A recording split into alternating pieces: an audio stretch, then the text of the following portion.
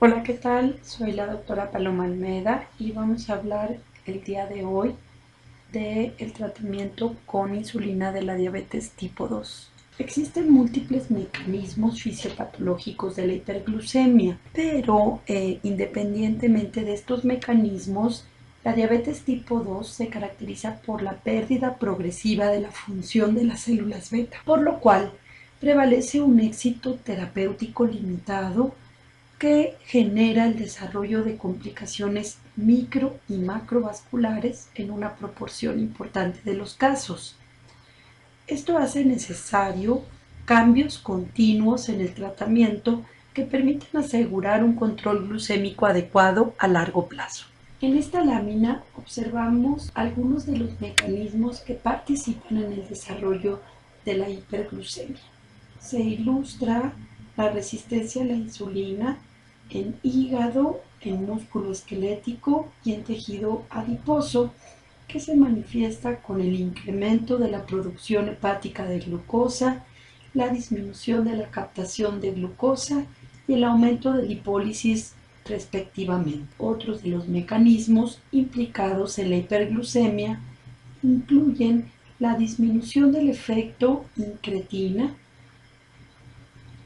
y la falta de secreción de insulina por las células beta pancreáticas.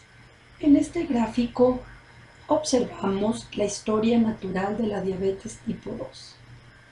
Incluso antes del inicio clínico de la diabetes, ya se puede determinar que existe una falla de las células beta e incluso si se realizan algunas pruebas, se puede documentar la elevación de la glucosa postprandial. Esto está acompañado, en la gran mayoría de los casos, de la presencia de resistencia a la insulina. Posteriormente, al progresar la falla de las células beta, los niveles de glucosa en ayuno y postprandial continúan elevándose, con lo cual se diagnostica la diabetes tipo 2. A lo largo de los años de evolución, la función de las células beta continúa deteriorándose, mientras que la resistencia a la insulina permanece durante el curso de la enfermedad. En esta lámina observamos algunos de los factores que contribuyen a que se tenga un éxito del tratamiento limitado en una gran proporción de pacientes con diabetes tipo 2. Como ya se comentó, uno de los factores claves es la fisiopatología progresiva que caracteriza la enfermedad. Sin embargo, el mal apego, la inercia terapéutica, efectos adversos de medicamentos, falta de eficacia de algunos agentes farmacológicos, ausencia de cambios en el estilo de vida, incluyendo la alimentación y realización del ejercicio, así como sistemas de salud subóptimo, contribuyen al éxito terapéutico limitado. En esta ilustración se observan los lineamientos postulados por la Asociación Americana de Diabetes para el tratamiento de los pacientes con diabetes tipo 2. En esto se señala que el primer agente es la metformina, acompañada de cambios en el estilo de vida, incluyendo el manejo del peso corporal y la realización de actividad física. Si con esta estrategia no se logra la hemoglobina glucosilada, de acuerdo a estas guías, se debe de considerar si el paciente cuenta con enfermedad cardiovascular establecida o enfermedad renal crónica para la selección de un segundo o tercer agente hipoglucemiante.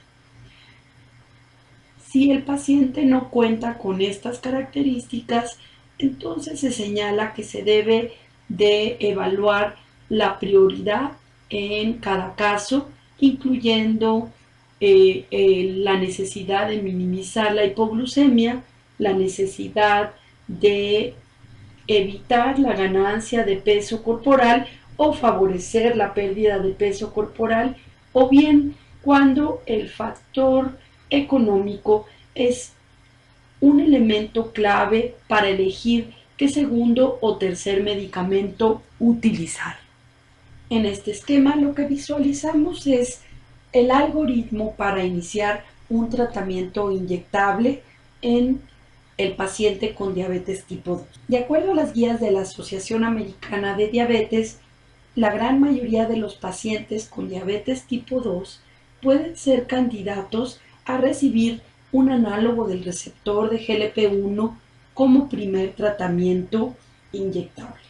Sin embargo, es importante considerar que pacientes que tienen hemoglobina glucosilada sustancialmente elevada, que tienen datos de hiperglucemia franca o bien datos de catabolismo, deben iniciar como primer agente el tratamiento con insulina. Asimismo, si los pacientes que inician un análogo de GLP-1 no logran la meta terapéutica, el siguiente agente a considerar es agregar insulina. A continuación vamos a explicar más detenidamente el inicio y titulación de insulina en el paciente con diabetes tipo 2. En esta lámina se observa el esquema de tratamiento propuesto por la Asociación de Endocrinólogos Clínicos Americanos. En este caso, sugieren que si el paciente tiene una hemoglobina glucosilada suficientemente elevada con síntomas de hiperglucemia, se prefiera agregar insulina en combinación con otros agentes. Los endocrinólogos clínicos también generan este esquema para el inicio e intensificación del tratamiento con insulina. En general, se recomienda que el tratamiento con insulina en los pacientes con diabetes tipo 2 se realice con una insulina de acción prolongada, ya sea una insulina humana, intermedia o bien un análogo de acción prolongada. De acuerdo a el nivel de hemoglobina glucosilada, es decir, de acuerdo al grado de descontrol glucémico, se puede hacer un abordaje a la dosis inicial. En general, se recomienda una dosis inicial de 0.1 unidades por kilo de peso. En caso de un descontrol importante, probablemente esto se puede incrementar a 0.2 o 0.3 unidades por kilo de peso. Definitivamente, cuando se va a iniciar el tratamiento con insulina en pacientes con diabetes tipo 2, existe en la gran mayoría de los casos un rechazo o un miedo para el inicio de este tratamiento, por lo cual es fundamental abordar las barreras que pudieran generar un mal apego o falta de seguimiento del tratamiento con insulina. En caso de que haya preocupación por dolor asociado a la inyección de insulina, hay que señalar que los dispositivos actuales realmente utilizan agujas muy pequeñas y delgadas. Existen las plumas, tanto desechables como reutilizables, que hacen que el dolor al aplicarse la insulina no sea un factor importante para su aplicación. Generalmente los pacientes que van a iniciar insulina tienen preocupación porque para ellos el inicio de insulina representa un empeoramiento de la diabetes. Por esto es necesario señalar desde un inicio que la diabetes es una enfermedad progresiva y que la aplicación de insulina tiene el objetivo de controlar la concentración de glucosa y con esto prevenir el desarrollo de complicaciones. Además, la aplicación de insulina le va a ayudar al organismo a que funcione mejor en cuanto a la liberación de insulina. Muchas veces la aplicación de insulina se asocia con una falla para seguir el tratamiento indicado. Nuevamente se debe de enfocar que no se relaciona con el apego del paciente. Puede requerirse insulina en algún punto de la enfermedad debido a la naturaleza progresiva de la misma. Otro punto muy importante a abordar es el temor a presentar una hipoglucemia. Es importante señalar que se requiere el automonitoreo de glucosa, que se debe de explicar cómo identificar y tratar una hipoglucemia y siempre considerar que la hipoglucemia grave es menos frecuente en la diabetes tipo 2. Otras de las barreras relacionadas al inicio de insulina es la preocupación por la afectación de las actividades de la vida cotidiana. Aquí es importante abordar preocupaciones específicas y muchas veces hacer ver que la aplicación de insulina incluso puede ser menos intrusiva que un esquema de medicamentos por vía oral muy complejo. Otra barrera es la creencia de que la insulina va a afectar la calidad de vida. Es importante destacar que el control adecuado de glucosa se asociará con más energía, mejor sueño y bienestar en general. Muy frecuentemente se tiene la creencia de que la insulina ocasionará complicaciones de la diabetes. Es importante discutir el papel de la insulina como un elemento que va a ayudar a reducir las complicaciones y que no las provoca. Otra de las barreras es la preocupación por ser tratado de forma diferente por amigos y familiares. Aquí es muy importante enfatizar la educación del círculo social que apoya al paciente con diabetes. En algunas ocasiones se tiene el concepto de que el inicio de insulina va a favorecer la ganancia de peso. Y si bien esto puede ser un factor presente en algunos casos, aquí es muy importante discutir el papel de la buena alimentación y la realización de ejercicio para minimizar este efecto adverso. En ocasiones el paciente quiere una alternativa más natural. Justamente en este punto se debe de enfatizar que la insulina es el tratamiento más natural para la diabetes, ya que se trata del reemplazo de la hormona que normalmente produce el organismo. En esta lámina observamos la farmacocinética de las insulinas más frecuentemente utilizadas. En primer lugar se encuentran las insulinas de acción ultra rápida, que incluyen la insulina Lispro, Aspart, Glulicina. Estas insulinas tienen un inicio de acción aproximado de 3 a 15 minutos, un pico del efecto entre los 45 a 75 minutos y una duración de acción de 2 a 4 horas. La insulina rápida es una insulina que tarda 30 minutos en iniciar su acción. El pico de efecto es entre 2 y 4 horas y la duración entre 5 a 8 horas.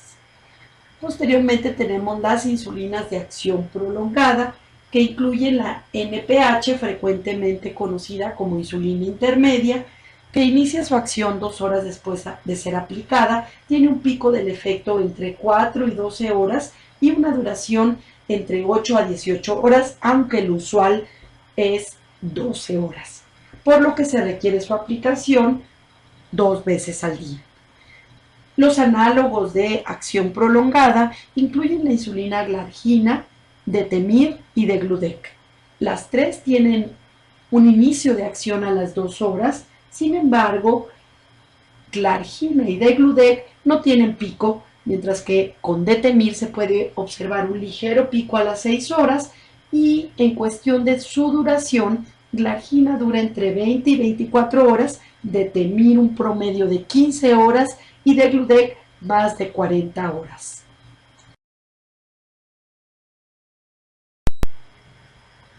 Existen algunos factores determinantes de la eficacia de la insulina. De acuerdo al tipo de insulina, puede haber variaciones en el control glucémico. De acuerdo al tamaño del depósito que se forma en el tejido subcutáneo, también puede aumentar la absorción En general, en cuanto el depósito sea mayor, se va a reducir la absorción de insulina. Es por esto que la infusión continua de insulina por vía subcutánea, que se asocia con un depósito subcutáneo muy pequeño, proporciona una disminución de la variabilidad de la absorción. Otro punto importante es la técnica de aplicación. El ángulo y la profundidad pueden hacer que una aplicación de insulina sea intradérmica, es decir, muy superficial, o intramuscular, muy profunda, lo cual va a afectar su absorción. No se debe de jalar el embudo de la jeringa una vez que se ha aplicado. Se debe de dejar varios segundos después de la aplicación para evitar derrames fuera de la insulina. Y el uso de plumas o dispositivos que permiten ajustar la dosis más precisamente pueden ser de utilidad en contraste con las jeringas. En este esquema observamos los sitios en donde se puede aplicar la insulina, que incluyen el abdomen, la parte externa de los muslos, la parte posterior de los brazos y los glúteos. Entonces la alternativa terapéutica es iniciar con una dosis de insulina basal de 0,1 a 0,2 unidades por kilogramo de peso corporal una vez al día, o bien una dosis de 10 unidades. Se recomienda administrarla por la mañana solo si hay riesgo de hipoglucemia nocturna, y si el costo es un factor, se recomienda iniciar insulina intermedia, es decir, insulina NPH. Si el costo no representa una barrera, se puede iniciar un análogo de acción prolongada como glargina o degludec. Una vez que se inicia la insulina, es muy importante que se realice automonitoreo de glucosa en ayuno, porque se debe de hacer una titulación efectiva de la dosis inicial, incrementando 2 unidades cada 3 días hasta lograr una meta de glucosa en ayuno entre 80 y 130 miligramos por decilitro. Si hay hipoglucemia o una glucosa en ayuno menos de 80, se recomienda disminuir la dosis de insulina en 4 unidades o 10% de la dosis total. Por otra parte, si la hemoglobina glucosilada no se encuentra en meta de tratamiento después de 3 meses, se requiere intensificar el tratamiento, mientras que si se logra una meta adecuada, se puede continuar con el esquema establecido. ¿Cómo se intensifica el tratamiento si la meta de hemoglobina glucosilada después de 3 meses se encuentra arriba de lo establecido para cada paciente, que en la gran mayoría de los casos es 7%? Si esto sucede, se procede a realizar automonitoreo de la glucosa antes de la comida, antes de la cena y antes de dormir. Dependiendo de este resultado, se agregaría una segunda aplicación de insulina rápida o ultra rápida antes del alimento. La dosis para este tipo de insulina recomendada es 4 unidades e incrementar cada 3 días en 2 unidades. Si la glucosa que se encuentra fuera de meta es antes de la comida, se sugiere iniciar con una aplicación antes del desayuno. Por otra parte, si la glucosa que se encuentra fuera de meta es la de antes de la cena, se sugiere agregar la aplicación de insulina rápida antes de la comida. O bien, si se había iniciado el esquema con insulina NPH, en este caso se recomienda complementar con una aplicación por la mañana. Por otra parte, si la glucosa que se encuentra fuera de meta es antes de dormir, se sugiere agregar una dosis de insulina rápida antes de la cena. Si la hemoglobina glucosilada después de 3 meses se encuentra en meta, se continúa el esquema y se monitoriza cada 3 meses. Pero si se encuentra fuera de meta, se debe de continuar realizando el automonitoreo antes de los alimentos para detectar en dónde está la elevación y complementar con otra dosis de insulina preprandial.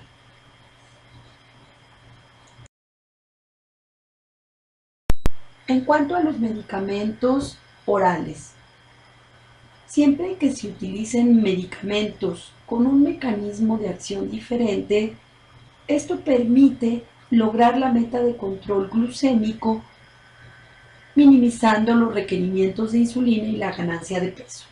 Por este motivo, en la gran mayoría de los casos con diabetes tipo 2, se sugiere continuar la toma de metformina cuando se decide el inicio de insulina basal. El continuar o suspender otros fármacos, incluyendo sulfonilureas, tiazolidinedionas, inhibidores de DPP4 e inhibidores de SGLT2, puede hacerse.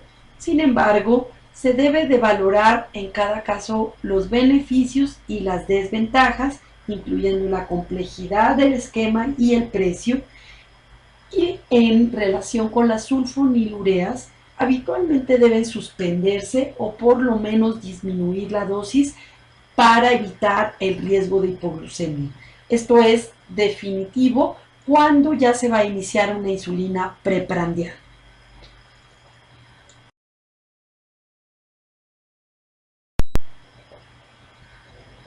¿Cuándo se debe de suspender el incremento de insulina basal? Una vez que se ha logrado una concentración de glucosa en ayuno acorde con la meta que se estableció, que en la gran mayoría de los casos es entre 80 y 130, ya es momento de suspender el incremento en la dosis de insulina basal. En general, cuando la dosis de insulina basal alcanza 0.5 unidades por kilogramo por día, se considera que esta dosis ya es suficiente.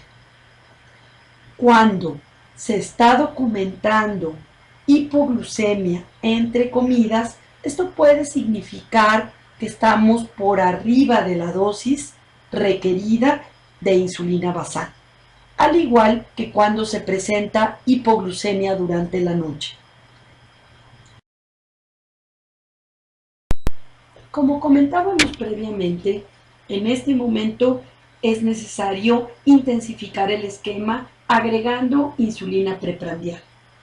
Esto se requiere cuando no se logra la meta de tratamiento con la insulina basal, cuando se alcanza una dosis de 0.5 unidades por kilo de peso al día de insulina basal, en la gran mayoría de los casos, cuando a pesar de tener una glucosa en ayuno normal o en meta de tratamiento, la hemoglobina glucosilada persiste por arriba de la meta, cuando la glucosa en ayuno se encuentra en meta de tratamiento, pero se identifica que la glucosa postprandial a las 2 horas se encuentra por encima de la meta, o bien cuando hay presencia de hipoglucemia, cuando se intenta incrementar más la dosis de insulina basal.